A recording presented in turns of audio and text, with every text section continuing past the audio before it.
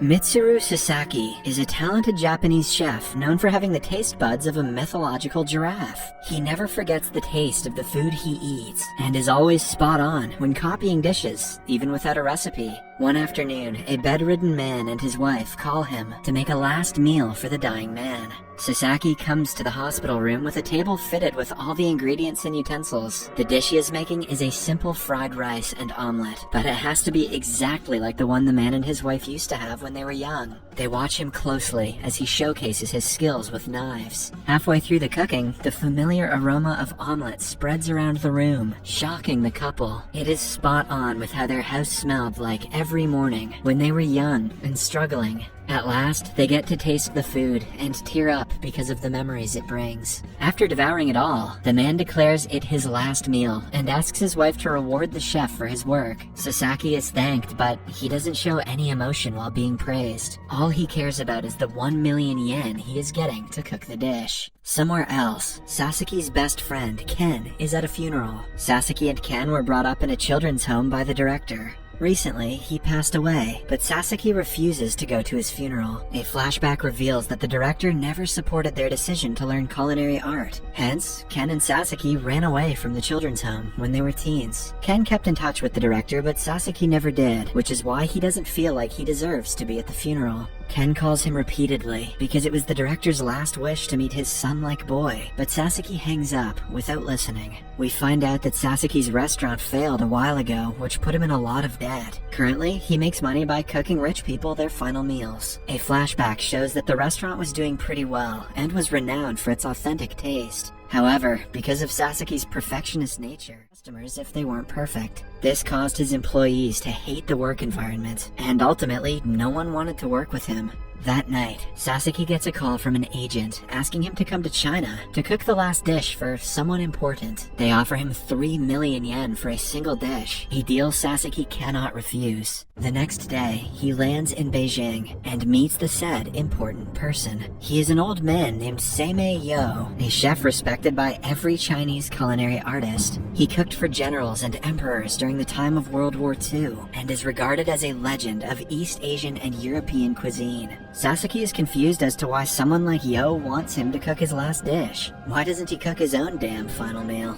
The man introduces himself before revealing that a teacher, now Taro, taught him to cook everything he knows. Now Taro paved the way for his career and made him into who he is today. When they were in Manchuria during World War II, they created 112 dishes, each made with different flavors and different cooking techniques. They were the rarest world delicacies, but the recipes have been lost. No one knows now Taro's whereabouts, but Yo believes that he still has the recipe book. Sasaki's job is to find now Taro's book and cook the dishes he created. Since the work is tedious, he will be compensated with 50 million yen. The money will pay off all of Sasaki's debt, but he is still unsure about the task. He goes to Ken's local restaurant with the 3 million yen he got as an advance and asks him for advice. Being a good friend, Ken gives him a green light to accept the task, because even if he fails, he has nothing to lose. The next day, Sasaki goes to a government office and looks at Naotaro's ancestry. He discovers that the man retired in 1964, but no one knows what happened to him after that. While looking through the pages, someone named Tatsumi catches his eye. He seems to have been a close friend of Naotaro, who might know his whereabouts. In the following scene, Sasaki goes to Tatsumi's house and finds out he has been dead for over a decade. However, his wife gives him the address of another man who might be able to help him. The man's name is Kamata, and he was Naotaro's helper when he was in Manchuria. Kamata lives on a secluded mountain, running a small restaurant. He discloses that he told Sasaki how the recipes were created.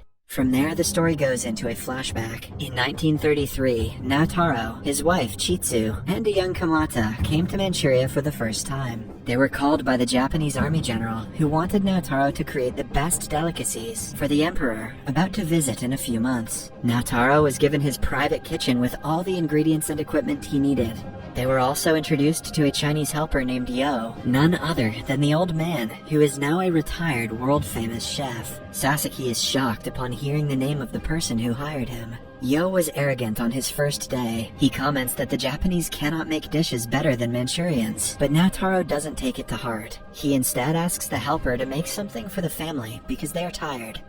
Shut up and cook, you peasant. Yo makes a famous watermelon dish and puts something special in it which he claims is a secret ingredient. After devouring the food, now Taro gets up and skillfully creates an exact replica of it. Yo tastes the food and is astonished because the chef has nailed the taste exactly, even without the secret ingredient. Now Taro reveals that he never forgets the taste of the food he eats, a unique talent he has learned over the years. Yo is much more welcoming after the incident. They start working together beginning the next day, and the first dish Yo makes is a Manchurian spring roll. Now Taro puts a twist on the dish, creating a version that suits both Asian and European taste buds. This spring roll has fish and meat inside, and is delicious. Back in the present, Kamata makes the same dish for Sasaki and asks him to taste it. Even the critical chef is blown away by the taste, but he comments that the amount of salt could be reduced. Kamata freezes in shock, as the comment sounds a little too familiar to him. Now Taro frequently used to comment that he puts too much salt in everything, back when they worked together. Moreover, he was very critical of the food he created, and threw away anything that wasn't 100% perfect, much like how Sasaki is. After Naotaro's first week in Manchuria, the army general is presented with the first dish he came up with. The man devours it all, and allows him to create more of such dishes. As work continues, Chitsu takes on the responsibility of being the group's photographer. She also helps her husband write the recipes down at the end of every day, but refrains from helping in the kitchen because she is pregnant. We are also introduced to the regular military chefs, whose job is to cook for the people on the base. They do not go inside the special kitchen, knowing that it is for experimental and special purposes. The chief cook and his son are always eager to socialize and grow close to Chitsu with time. One day, Naotaro introduces the concept of 112 dishes, assigned to 4 respective seasons. They will continue creating new dishes and adding them to the wall, innovating and removing some in the process. Experimenting with many foods from around the world, the wall eventually fills up with recipes, and they finally make 112 new dishes. The team wants to celebrate, but Naotaro surprises them by tearing off some of the dishes. According to him, their real challenge has just started, because now they have to pick the good ones out and throw away the average ones. For the next few months, Naotaro immerses himself in work, but fails to come up with new ideas. Chitsu sees him struggling and advises him to start trusting his colleagues. Up until now, Naotaro only trusted his craft, and didn't believe Yo and Kamata could come up with great ideas. Chitsu knows that he can only win if he keeps this arrogance aside.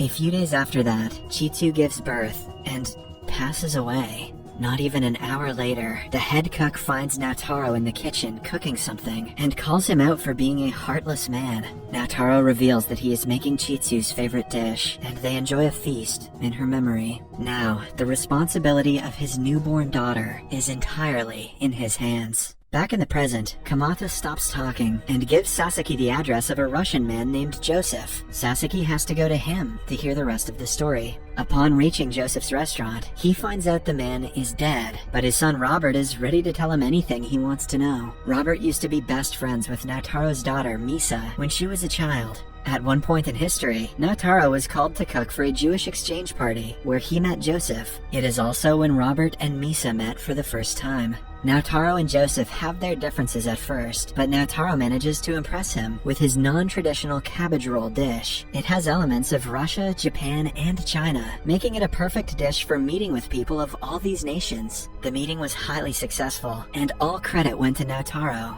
This marked the beginning of Naotaro and Joseph's friendship. At present, Sasaki is offered the cabbage dish that Joseph's restaurant still serves today. He is yet again blown away by another of Naotaro's dishes.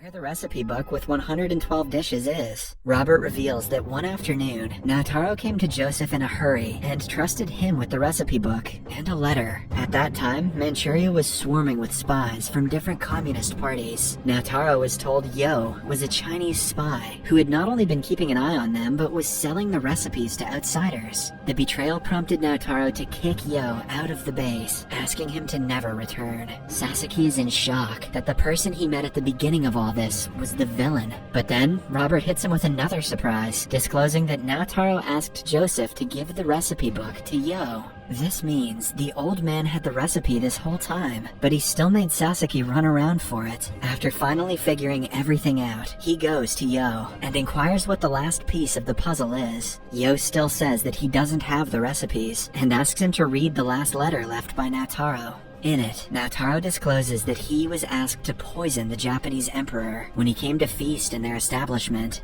The army general is being given a lot of money to do so, and is offering the same to Naotaro. If the plan goes right, they will blame Yo for poisoning the emperor, because he is Chinese. Not just that, but Kamada turns out to be a Japanese spy, sent to keep an eye on Naotaro and the group. Naotaro doesn't have the option to refuse the offer, so instead, he kicks Yo out of the establishment to save his own life. However, the general doesn't give up, still asking Naotaro to cook for the emperor and poison the food. Hence, the night before the food trial, Naotaro copies a second recipe book and hands it over to Joseph. On the day of the trial, he burns the original copy of the book, angering the general because his plan is now ruined. As a result, Naotaro is imprisoned. To ask for forgiveness, Kamada tries to break his master free at last. But before he succeeds, the general shoots Naotaro dead. His daughter Misa remains with his own daughter. Soon, the Sino-Japanese War starts, and he brings his son and Misa to Japan to save their lives. Yo says that he made connections with Japanese high profiles and climbed the ladder of success. Meanwhile, Kamada went to war. Several years later, they reunite and look for Misa,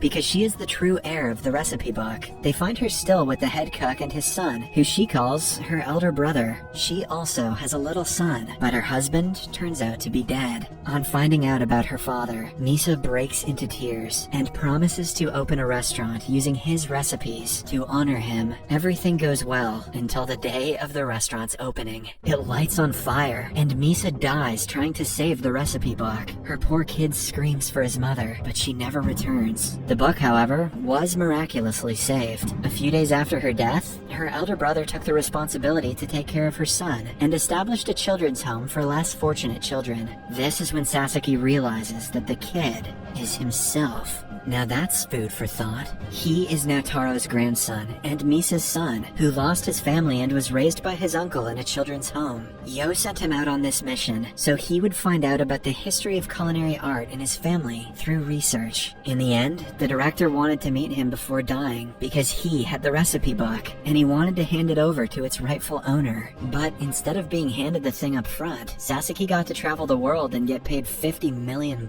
so I'd say he made the right choice. At last, we see Sasaki return to the children's home and pay respect to his uncle's shrine. He finally receives the recipe book and sees the pictures of his family on it. His uncle didn't want him to become a chef because he had seen his family suffer due to their obsession with food. In the final scene, Sasaki recreates his grandfather's dishes for the children of the establishment. Subscribe for more videos like this, turn on notifications, and leave a like to help the channel out. Thank you for watching.